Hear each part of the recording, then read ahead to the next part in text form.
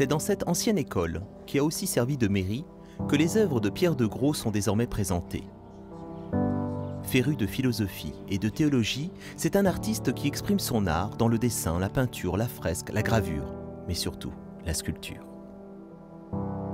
Toute l'œuvre de Pierre de Gros tourne autour de la parole et du silence, du plein et du vide, de la fragilité de l'homme et de sa force. Et à travers la matière, Pierre de Gros nous révèle tout cela. Si le bois est son matériau de prédilection, c'est la traverse de chemin de fer, dure, sale, malodorante, malmenée par les passages de train, qui pour lui porte en elle des failles, qu'il associe aux blessures humaines.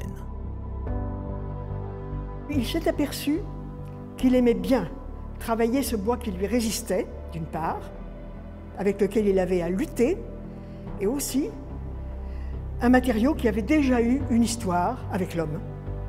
Mais aussi, c'est une œuvre pleine d'espérance. Il y a cette croix qui est un arbre de vie.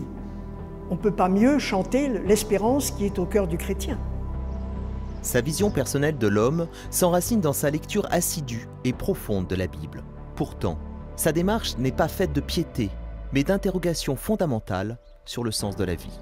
Pierre de Gros, contrairement à Rodin, a souhaité réaliser un couple, des couples, avec un espace qu'il appelle espace de résonance, afin que chaque être, chaque individu trouve sa propre parole, son propre mode d'expression, avant de mieux se rencontrer, s'éloigner ou ne faire plus qu'un.